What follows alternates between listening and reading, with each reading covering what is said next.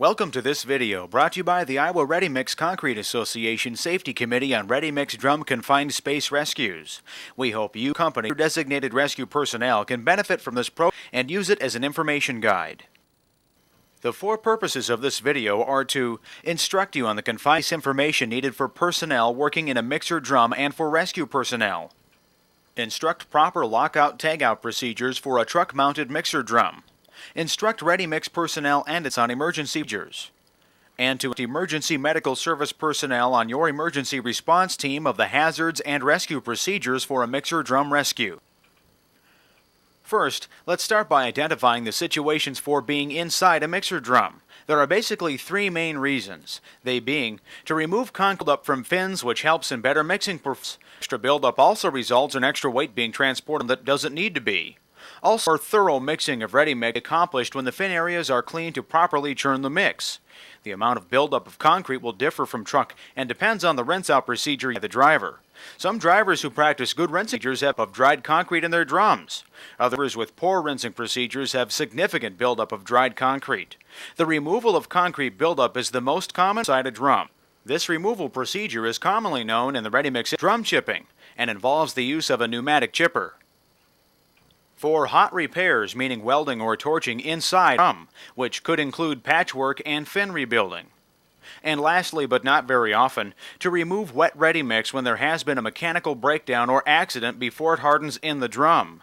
If the drum cannot be rotated and load the mix, a person may have to hose down the inside and remove the mix before it hardens. Concrete that hardens has to be chipped out, or in extreme cases, the mixer drum would have to be replaced. All of the situations just require getting in the drum, which requires removal of the manufacturer-supplied access cover or hatch. Getting inside the ready mix drum now falls under the Occupational Safety and Health Administration OSHA's term confined space, and will normally require the entrant to fill out a confined space entry permit. OSHA 190.146 describes a confined space as a space that is large enough and so figured that an employee can bodily enter and perform assigned work and has limited or restricted means for entry or exit, and is not designed for continuous employee occupancy. Included in the requirements of Confined Space 191.14 is the section which states that a designated rescue team be trained in the rescue procedure.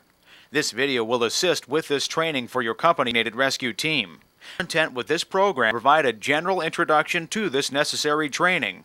Just watching this video does not complete training, however, will give you knowledge of the hazard and some of the procedures associated in the event of a drum rescue.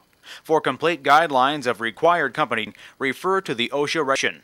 It's now time to talk about the employer and employee role in a confined space entry and the safety equipment needed.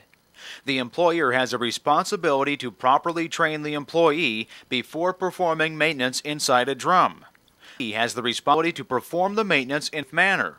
The employee training for various functions inside the drum should include explaining the necessary safety equipment. These should include safety-toed shoes, dual hearing protection if chipping, proper respiratory protection for the type of maintenance being performed, and the appropriate clothing would include a Tyvek suit to protect your skin from cement dust if drum chipping. The employee also needs to be made aware of other hazards he may encounter once inside the drum, which include the air quality if hot repairs are being performed, and the possibility of sharp edges on the fins which result naturally due to wear. There is also a possibility of the inside of the drum being due to worn or wet surfaces. In addition, employees need to be trained on the correct procedures involving in chipping of a drum. Training should include starting on the large plugs or chunks to clean the bottom fins first and then work your way inside the drum and to the back. Make sure the chunks are small enough to exit out the back without damaging the hopper or chutes, or large chunks will need to be removed through the hatch. In some situations, you may have to chip half the drum and then get out, move all lockouts, and rotate the drum a half turn to finish the chip. In all situations that require working in the drum, it is against manufacturer's recommendation access through the rear end. Besides training of the inside work confined space guidelines, an outside attendant is required to be within hearing distance of the drum. The attendant outside of the drum has specific duties.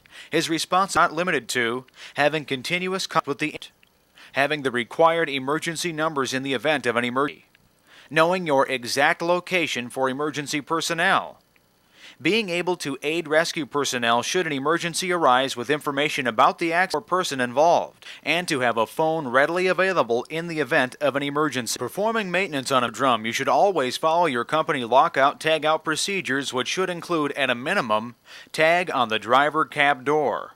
Secured from rotating either by manufacturer's lockouts or by wedges to aid drum movement.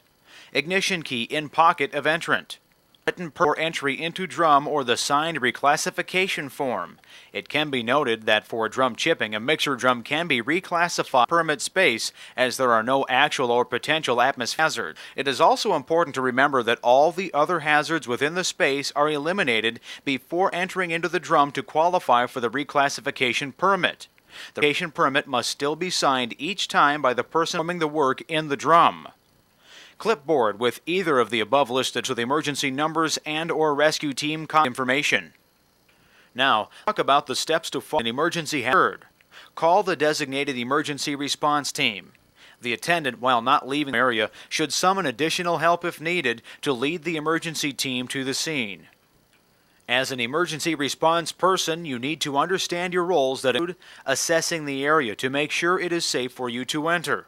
Examples would be: is the area electrified? Has it been properly locked out? Does anything else pose a concern for you?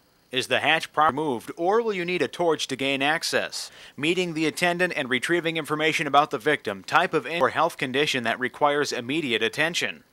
Checking air quality conditions and determining any hazards that may have contributed to the accident. For air quality, check for fumes and or lack of oxygen due to areas that may include well torching in the drum. Under normal shipping, air quality should not be a concern. If the access cover has not been removed, which, as we have discussed, this will need to be removed to give you immediate access to the victim as the manufacturer intended. You may use an air gun and socket to remove the bolt cover, or may have to use a torch to cut off the heads of the bolts to speed up access. Note, if the cutting torch is used, be aware that the surface areas will probably be hot. If the access panel is not visible, you may be required to cut into the drum to make an access opening. Enter the drum, test the injured occupant for extent of injury. Once the injury has been diagnosed, correct percent type of equipment deemed necessary can be retrieved.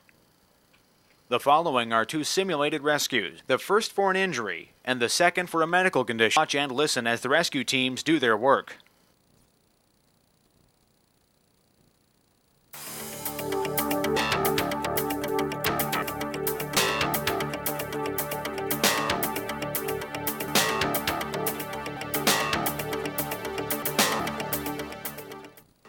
Take them out, so the real-time thing is going to a certain extent.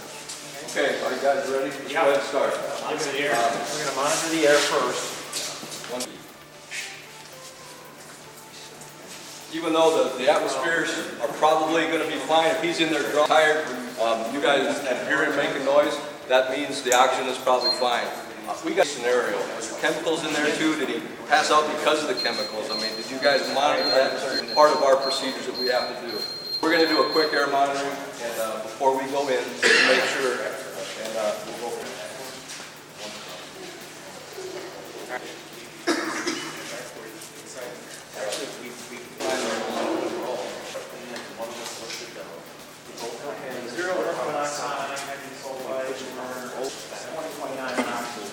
Okay, all the air is good?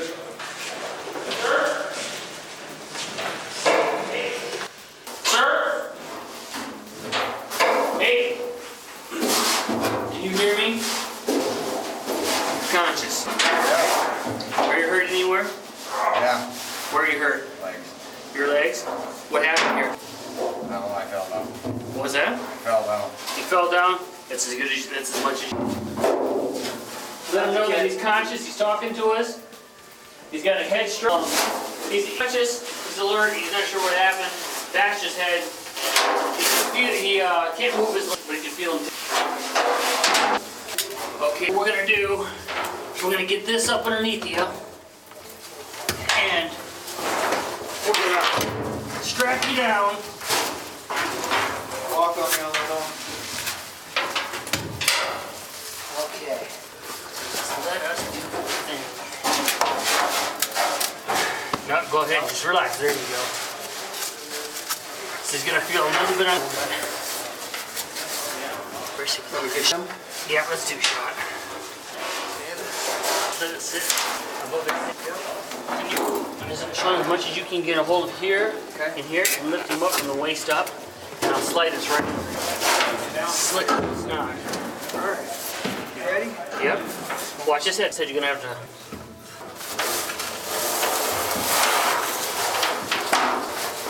Just a little bit more at his waist. One big one. Lift off to the side just a little bit. So, Charlie, I'm gonna get a hold of him. Okay. You see if you that way, me. There you go.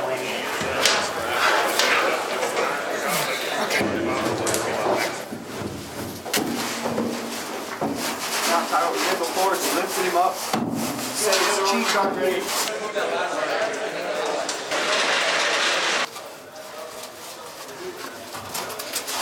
All right. Put one cheek on here on your side, okay, Wayne? Okay, just hang on. Here we go. Ready?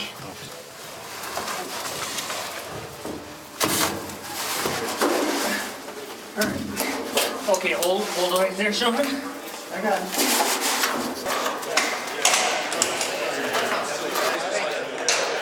You want to work his legs, the torso. Yeah, that's actually we need some there. Hang on. Guys, get some of that. Get his arms here. Bring the board in as far as you can. I'm running the board from you. Or you pick it up. Now from here we can take the victim. Yeah, Okay. that's the big. Watch that other shoulder.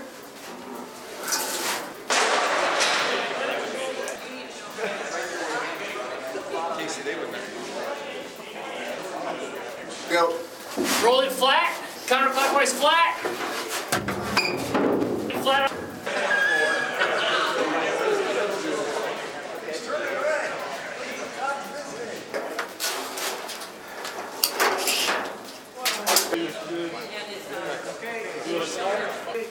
Yep. Ready to take him out? Get ready. It's all yours.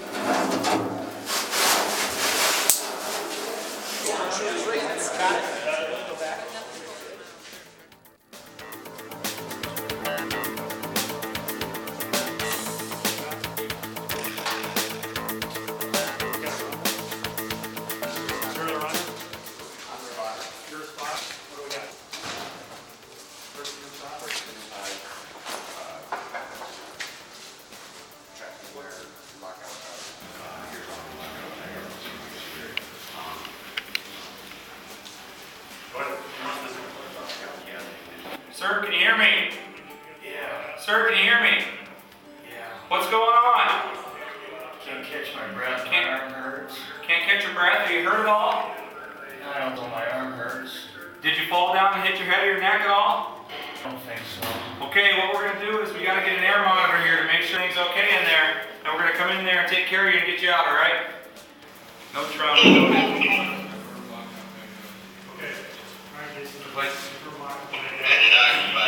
Complaining of chest pain, notice they didn't fall and strike his head or neck. So as long as we get in there, he's in a movable position. Probably a softer backward.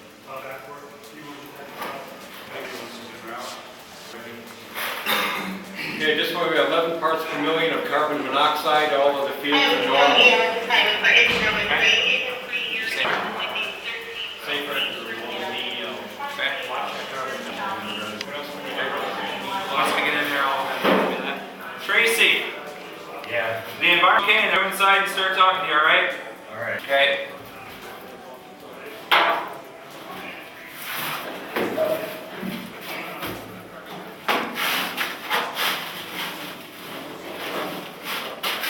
Alright, how you doing?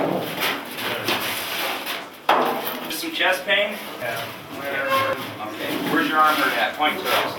My shoulder. Okay, Lauren, he's in between two of these ribs. Trauma noted, so we'll get him on the soft stretcher. What do we got? Oh, it's just a note. The oxygen bag in here, Phil? Tracy, we're gonna put oxygen, okay? We're just gonna stand here till we get the equipment to get you moved out. The board and strip ready when you want, if you need them. I don't think the cat board's needed. I think if we just use the soft stretcher and the backboard will be okay. No trauma at all.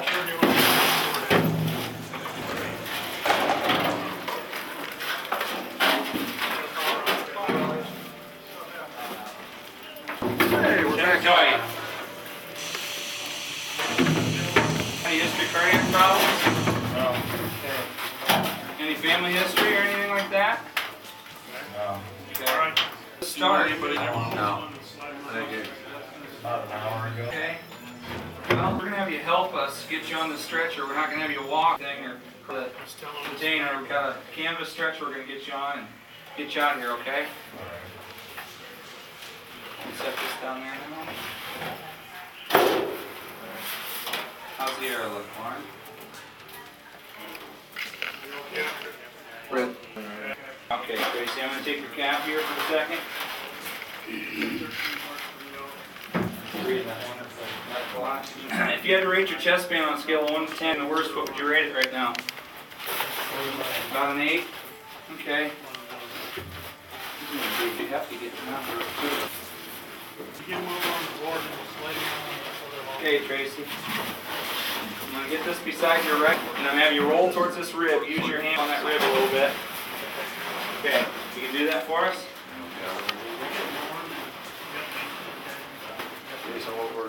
What's that? One of us take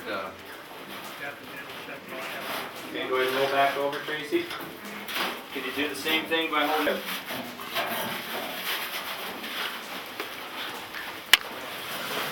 Okay, very good, thank you. pull it a little bit more up. Can you pull yourself up there, see? Okay, can you get it? There we go, got it. Good to go. I think if we put the board on these two ribs. You need this thing? Take your medicines, Tracy? Get that out of the way, girl. Okay. I'm gonna get up to this rib right here. Set the board on these two, you think? What's that? Set the board between these two, you think? You want to set between those two? Sliding?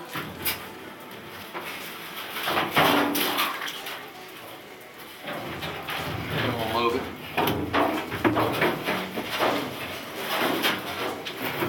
They're going to slide down. They're going to slide down on you? I don't think so. This is gonna be kind of your. Can you control your head so that you don't on the container here? Okay. You want to try it this way, Lauren? Okay. Let's got some. Okay. 1, 2, 3. Okay. Get his feet. I'm good here. Thank you, Tracy.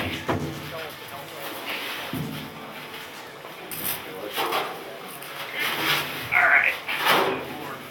Up here. Can you scoot your bottom, Tracy? There you go. All right, gotcha.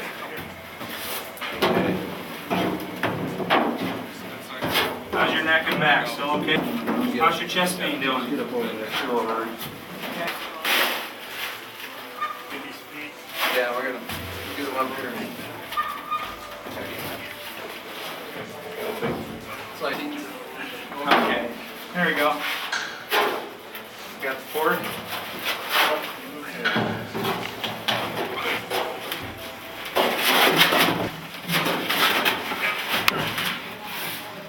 As soon as we get his feet out. Pull it. Yeah. There you go, guys. Keep your arms in nice and tight, Tracy.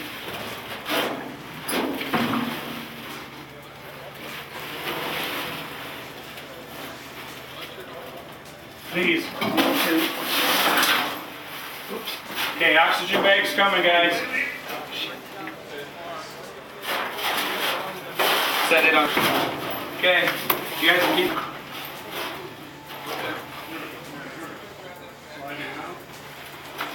Can somebody grab that bag? All right.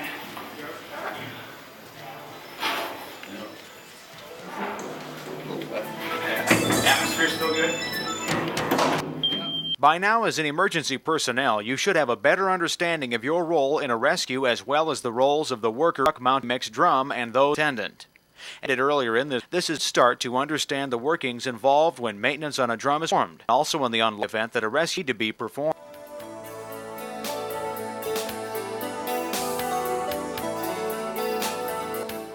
It should also be noticed as not of drum or purpose that a drum can be used for in today's world. Besides the truck-mounted ready-mix drums, mix plants batch their concrete through a central mix drum. In these operations, the drum is permanently mounted in the plant and delivers ready-mixed ingredients with water. These are dispensed either to a ready-mix truck with a drum for transport and delivery, or in some cases a dump truck box to haul it to projects. Because on their continuous usage, these central mixers need to be chipped out on a more frequent basis. Drums can also be used in precast operations, manufacturing concrete pen blocks, and used in other operations as mixing for sand coloring, also referred to as of sand used in landscaping. As you can see, there are many applications utilizing drums with fins. Let's recap what you've learned today as a ready-mix employee and as rescue personnel. There are basically 3 reasons for being in a mixer drum. The main reason is to chip out hardened concrete. As an employee, you've learned the importance of proper lockout, tagout, and line space requirements. As a rescue person, you've learned the importance of accessing the scene and that the procedures used will depend on the type of injury. Working in a ready-mix drum can be safe, and in the unlikely event if needed, rescue can be performed confidently and safely utilizing common sense and strict adherence to your company's safety policies and standards. The Iowa Ready-Mix Concrete Association Safety Committee thank you for taking this time about ready-mix drum maintenance and rescue procedures. Have a safe day.